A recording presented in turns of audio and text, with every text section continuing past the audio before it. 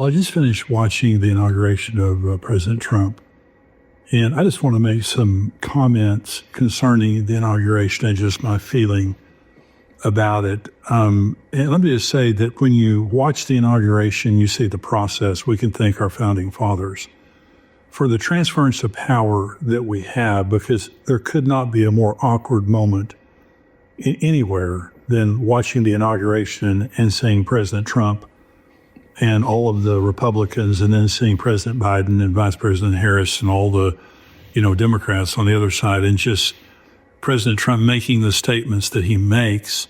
And they're all sitting there. Not all of them showed up, but President Biden was there along with Vice President Harris and, the Clintons and Obama and different people and President Bush. But thank God that we have a country where we can disagree with each other, but still live together and not be hostile. And this is true because of the freedom of speech. It's also true because of the systems that the founding fathers set up. So the inauguration today is very, very significant because there couldn't be two more polar opposites as President Biden and President Trump. As President Trump was speaking, just every word he said was a repudiation of President Biden and his policies. President Biden has been a total disaster for America, categorically. The open border, President Trump talked about today, the borders are closed. He says several very, very significant things. And the first is the border is closed, but he's also bringing military. He's bringing the military down to basically declare war on the cartels and to drive out the gangs and all of that. The stay in Mexico policy is now being reestablished. Catch and release is being canceled. Everything that President Biden did, and Hillary Clinton did the same thing, or Bill Clinton did the same thing, and Obama did the same thing, that is open the borders, because they don't recognize America's sovereignty. They want a one world system, and they don't recognize our sovereign borders. Over 10 million illegals have come in the last 4 years. It's mind-boggling. It's hard to comprehend. And I was watching President Biden's face when President Trump was talking about the border, and he was scoffing, he was mocking and laughing like this is a joke. This is not a joke. Fentanyl has killed millions of people, number one cause of death among young people. And so, and it's coming across our southern border.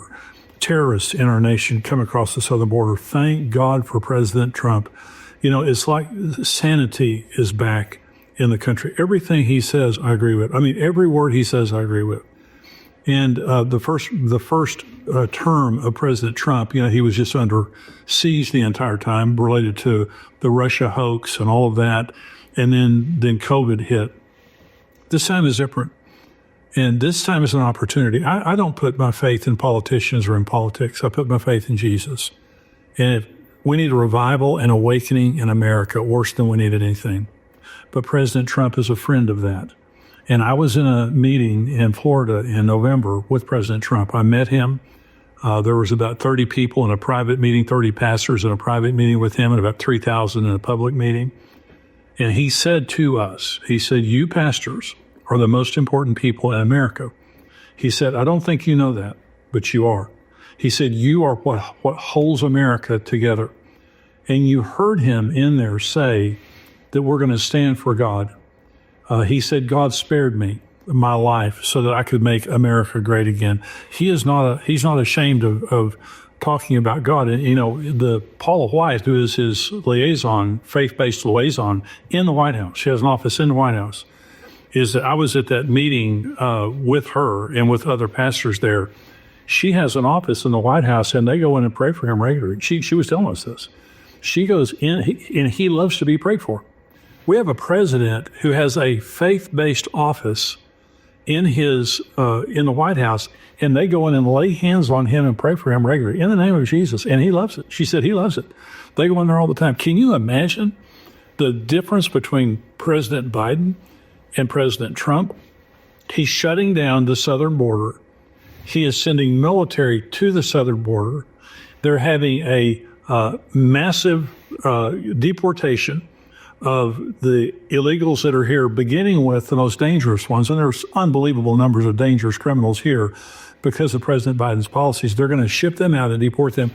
You just get this feeling that, God is smiling on us, that this is a God moment for America. And President Trump is not a perfect man, but I'll tell you what, as a president, I've never had a better one in my lifetime. And I've lived through a lot of bad ones. And this is another thing I want to say in this.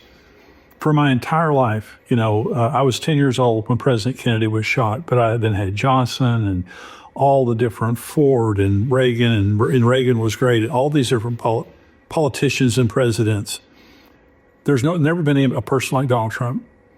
And when his first term in office, when he made promises, he fulfilled those promises. Other politicians, when they make promises, it means nothing. And they don't fulfill their promises. In his first term, he fulfilled all the promises that he made. And I'm telling you, when you hear what he's saying today, he's not saying what he's thinking. He's saying what he's going to do. And it is unbelievable to me, just incredible to me. I thank God for this moment. We're still in the end times. I mean, we're still, living Bible prophecy. And what we need most is a revival in America. We need Jesus to be exalted. But you know something? The Biden White House targeted churches and targeted Christian universities. The DOJ targeted them. They targeted parents who were going to school board meetings, and they called them domestic terrorists. That's what the Biden administration did. It won't happen under Trump. Trump respects God. He respects parents. He said something today that is just absolutely phenomenal. He said, right now in America, from this point forward, it is only two sexes, men and women. Isn't that phenomenal? And when he said that, Joe Biden has done every single thing he can do to impose on us this unbelievable lie that you can declare your own sex. Beginning at age 5, the Biden administration, they have supported a policy to let children transition beginning at age 5, and persecuting parents that don't agree with it, persecuting schools and businesses and in all types of areas of our society, that this imposition of this stupid, crazy trans stuff is. And then DEI is that, the fires in Los Angeles, you have these lesbian or mayor, then you have these fire chiefs, their qualifications. Their qualifications weren't that they were great, fire chiefs. Their qualifications was they were lesbian. That's DEI. President Trump is ending that. The military, it's a beautiful thing that the people who were fired under Joe Biden from the military because they wouldn't take the COVID shot, they're being rehired by President Trump with back pay. It's phenomenal. And then you have Robert Kennedy Jr., who is going to be helping people get healthy. The FDA who finally have a brain. And we had diseases, our children have diseases that were never known when I was a kid because of Big Pharma and because of the food industry. And now you have some sanity there. You have the Department of Government Efficiency with Vivek Ramaswamy and Elon Musk. And hopefully, if the Congress goes along with them, they'll be able to cut trillions of dollars out of the budget, which, we're spending way more than we can afford. It's just on and on and on, one policy after the other policy of President Donald Trump. And I want to ask you just to be praying for him. And I pray for him every day. I'll be praying for him every day. I prayed my guts out, as many of you did, when Kamala Harris was running against President Trump. And I don't like her. I think when I was praying, I just couldn't even imagine that she would be president, because she's worse than Joe Biden. She picked as her running mate this unbelievably liberal person, because they both agreed on the same thing. And so when I was praying, I just thought, God, deliver us from that. Don't let us be under that for another 4 years and see America crumble. And President Trump is here now. And I thank God. It's an answer to prayer. It's an opportunity. And I'm just saying to all of us, we need to be praying for him. They'll try to kill him. I believe that one of the reasons that they moved the inauguration indoors was because of the threat. See, with drones and things like that, it's a different world. And so we need to be praying that God will protect his life, because there are many people and nations that would try to kill him, especially after what he said. Now, think about the cartels. Think about what he said right now in the very well-financed, sophisticated cartels on our southern border that want to kill him. And so pray for his safety, pray for wisdom in all of his decision-making, that God will be with him, God will be with his family, that God will be with the government, and especially the Republicans who are now in charge of the Congress, the Senate, the White House. with a conservative Supreme Court, and there's a very real likelihood that President Trump will be able to appoint 1 or 2, maybe even 3 Supreme Court justices that will shift the power in the Supreme Court for decades, which is an unbelievably important thing. That he did that the first time. He might be able to do that again this time. We need to pray for that too. That he will be able, through judges across America and the Supreme Court, to shift this, to shift the Justice Department and shift the Supreme Court in a massive way. And by the way, Pam Bondi, who's being nominated to be the Attorney General, she is a very strong Christian. She will completely transform the Justice Department there. So it's just Christians, very strong Christians being put in very critical positions. There's another thing I want you to be praying with me about. If Jesus tarries. I love J.D. Vance. I'm so impressed with him as a politician, as a person. If President Trump, he can only serve one more term, but J.D. Vance can serve 2 more terms. I don't want this to be a 4-year. I've got children and grandchildren, as many of you do. I don't want this to be a 4-year experiment or a 4-year experience that goes down the drain in 4 years. I want this to be a 12, 16, 20-year experience where we have J.D. Vance 8 years after President Trump and someone after him, so that this becomes a generational thing, that liberalism, that all of the insane beliefs of what they've tried to do to America, that will be forever rejected from American society in 2 ways. Number one is the success of President Trump and Vice President J.D. Vance and the Congress and all them. The second reason is because God will visit us as a nation. This is the most important thing. This next 4 years is an opportunity for God to bless the church and to bless America with the visitation. We need of it more than anything else. We need the hearts of people to change.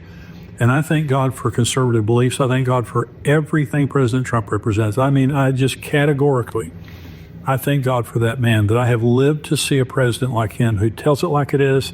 He tells the truth and he stands for truth. I just thank God. But it does not replace Jesus. And I think sometimes that people have tried to get the Republican Party to replace the church. And if we have a strong Republican president or Congress, we kind of go to sleep because we feel like, they're doing all their job. They're doing a government job that's very critical. But we need to see the gospel spread across America and around the world. Jesus said this gospel will be preached in all the world, then the end will come. So be praying with me for President Trump, for the Congress, for the Supreme Court, for these nominees that will become, part of President Trump's cabinet. Pray for them and pray that this becomes something that transforms America for decades to come. I'm so excited about President Trump. I'm so excited that we have a new president. And I just feel like, as he said today, the darkness is all over and a light is now shining on the world that wasn't shining before. And I pray that would be President Trump and his administration, but also more than that the Lord will take this as an opportunity for his kingdom work to be advanced through the presidency of Donald J. Trump. I'm excited. Just wanted to share these thoughts with you today. God bless you.